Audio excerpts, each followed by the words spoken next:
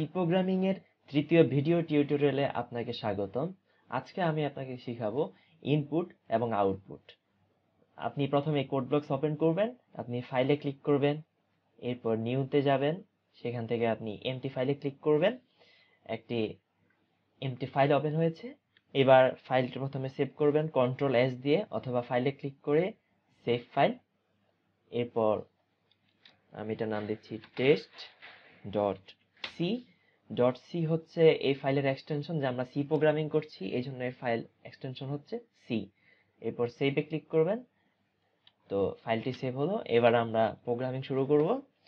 প্রথমে দিবেন hash include, তারপর লেস দেন, গ্রেটার দেন, মাঝখানে থাকবে stdio.h।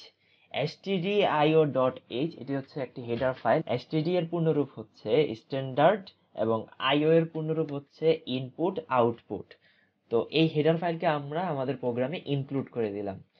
এরপরের লাইনে আমরা লিখব ইন্ট মেইন, তারপর প্রথম বন্ধনী।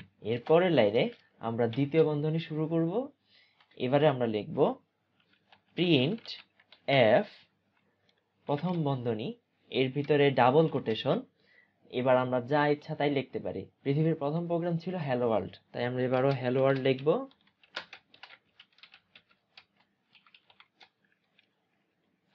তারপর সেমিকোলন দিয়ে স্টেটমেন্ট শেষ করব।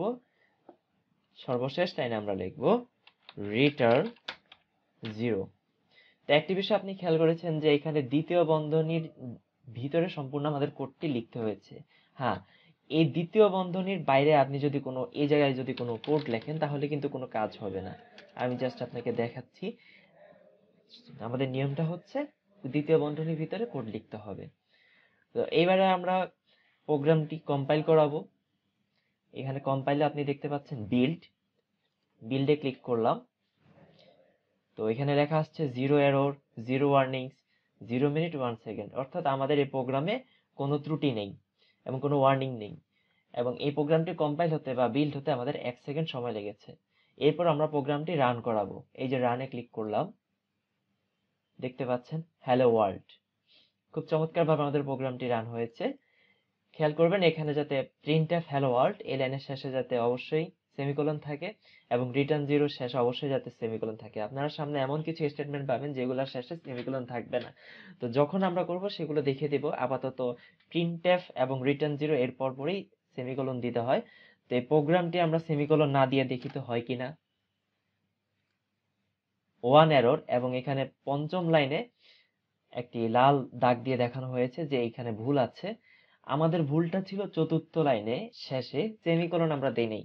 তাহলে পঞ্চম লাইনে কেন দেখাচ্ছে? পঞ্চম লাইনে এই জন্য দেখাচ্ছে কম্পাইলার সরাসরি কাজ করে, লাইন বাই লাইন কাজ করে না, একটি লাইনে সম্পূর্ণ প্রোগ্রামটি করে।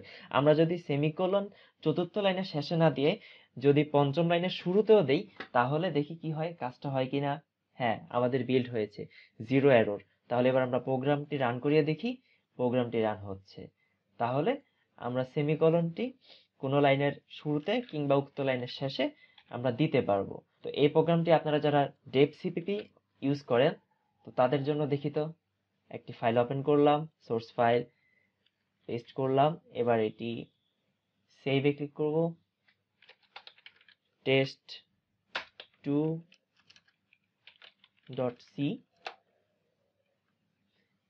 এবারে আমরা প্রোগ্রামটি কম্পাইল করাবো। আপনি F9 দিয়েও কম্পাইল করতে পারেন। 0 এরর, 0 ওয়ার্নিং। এবারে আমরা রান করিয়ে দেখি। Hello world. চমৎকারভাবে আমাদের প্রোগ্রামটি রান হয়েছে। আর আপনারা যারা অ্যাটম ইউজ করেন তাদের জন্য আরো একবার করে দেখি।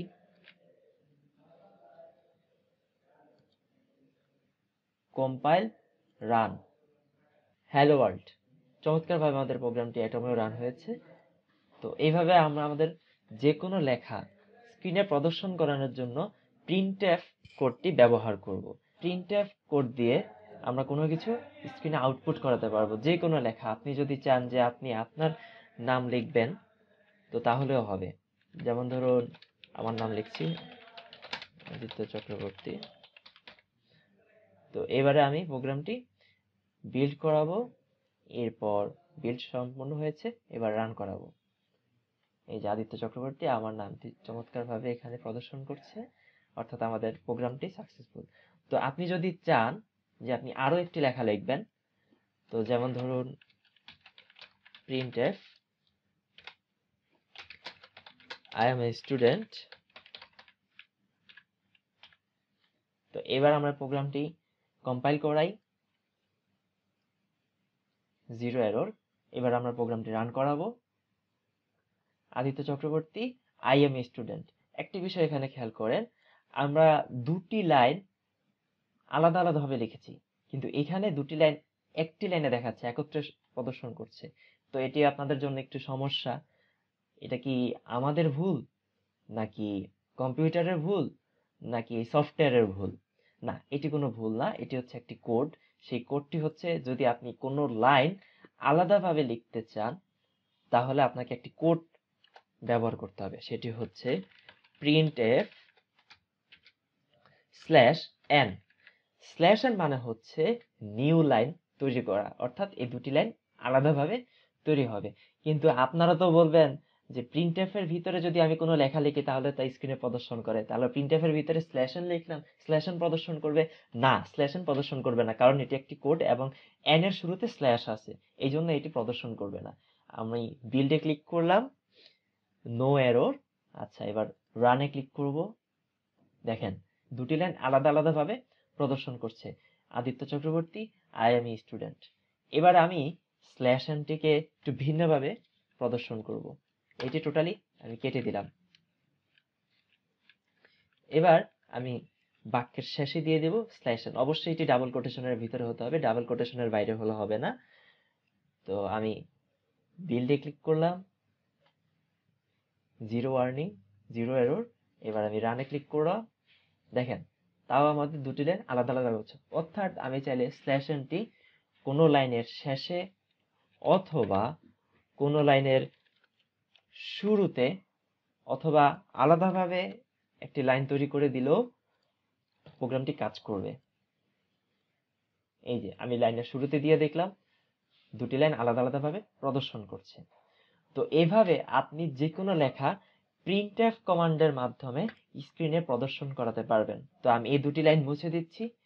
তো আপনি আমার স্ক্রিনে যে লেখাটি দেখতে পাচ্ছেন, #include_stdio.h, এবং এরপরের লাইনে int main, তারপরের লাইনে দ্বিতীয় বন্ধনী শুরু, এরপরে এর ভিতরে রিটার্ন 0।